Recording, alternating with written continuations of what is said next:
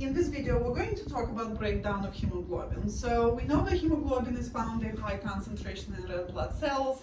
We know that red blood cells live for about 120 days, and when they die off, they mostly die off in the spleen, which is known as the graveyard of erythrocytes. If we are destroying a large number of red blood cells, that means we're going to have to somehow degrade hemoglobin, right? So this is what we're discussing in this video. You're going to notice that I wrote hemoglobin down here in two different colors because we know that hemoglobin is formed of a protein part known as the globin and then the non-protein part known as heme. And the fate of these two components is going to be different, but I think if we keep them color-coded, it's kind of going to help us understand what happens to them. So heme is going to break down first and foremost, hemoglobin is going to break down first and foremost into the heme group and then into the globin group. We're actually going to spend most of our time talking about the heme group because the globin group really is kind of easy, right? We know that this is a protein, and as a protein it's made of amino acids. So globin is going to break down into amino acids. And what can we do with these amino acids? We are going to be able to make new proteins, right? So we can put them again together and we can make other proteins that we require.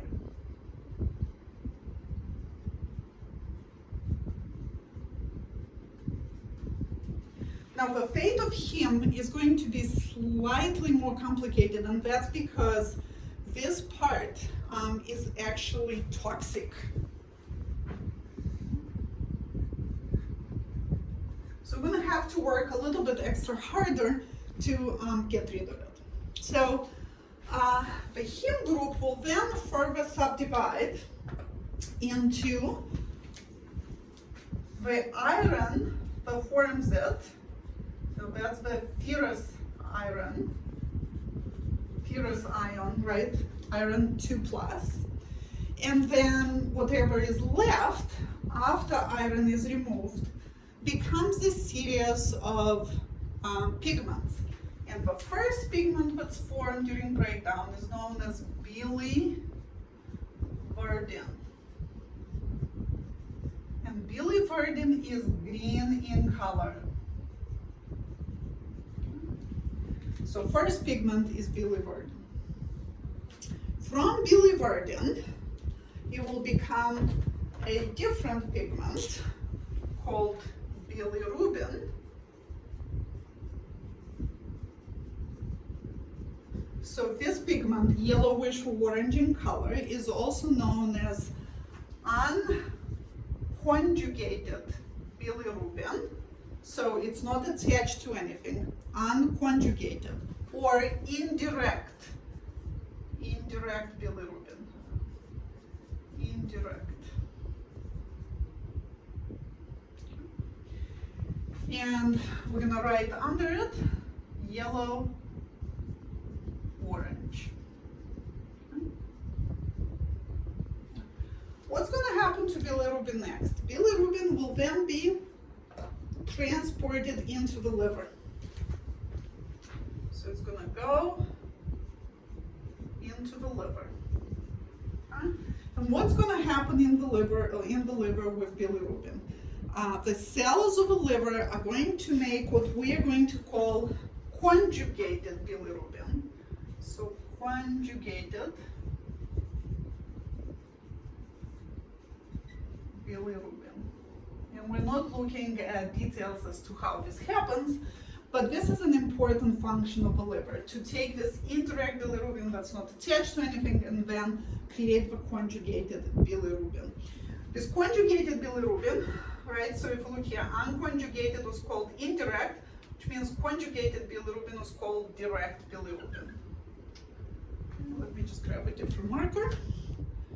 So we'll do direct bilirubin. What's going to happen next? This direct bilirubin is going to enter the intestine. how does it do that? Well, the liver makes bile, and this direct bilirubin becomes part of a bile. If you ever wondered why bile is yellow-orange, well, that's because it has a lot of this bilirubin pigment in it. And in the intestine, we're primarily interested in the colon, because there, bilirubin will undergo some changes, and it is now going to be called a different pigment, urobilinogen. Okay, so that's right here, urobilinogen. And why are these pigments important to us? Well, because urobilinogen is actually going to give color to our feces and to our urine. Urobilinogen, part of it gets reabsorbed. So part gets reabsorbed, goes into the kidneys, gives yellow color to the urine. Part of it is going to become stercobilin, and that happens with the help of the bacterial flora that we find in the large intestine, and stercobilin gives brown color to the feces. So brown color to feces, and since we're writing that here, let's just write down the kidneys, yellow urine. Okay? So a big part of this breakdown of heme is a series of pigments that give color to fluids in the body, right? Bilirubin, which gives color to bile, and then stercobilin, which makes our feces brown, and urobilinogen, that makes our urine look yellow. Okay? So let's come back to this ferrous ion and see what happens to that one. So we're going to draw an arrow here, and in fact, I want to draw a dotted line here, because all of the processes that are happening above the line are actually happening in macrophages of the spleen, right? So macrophage. This is where we're breaking down hemoglobin into all these components. But then, remember, we are then moving into the liver when it comes to the pigments. We can make new proteins in different parts of the body, and that brings us to the ferrous ion, and let's see what happens to that one. So iron cannot be transported or stored on its own in the body. It can actually damage tissues, which means to be transported through the bloodstream, it will have to attach to proteins. So we have the so-called transferrin. Okay, so iron will attach to transferrin, and this protein is going to help us transport the iron to two most important organs, right? One of those organs is the bone marrow. So that's about 75%.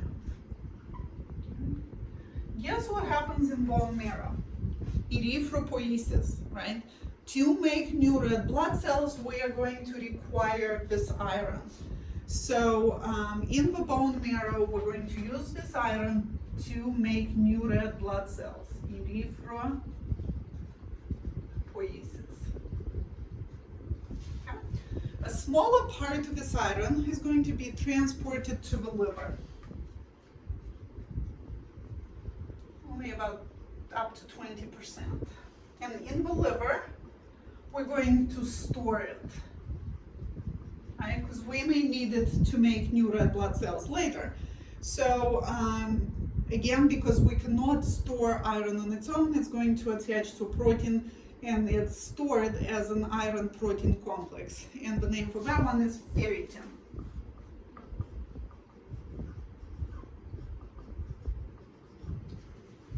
And then a small amount of iron is actually lost. Think Females have menstrual periods where we're losing it, part of it is lost in feces, but again, very small amounts.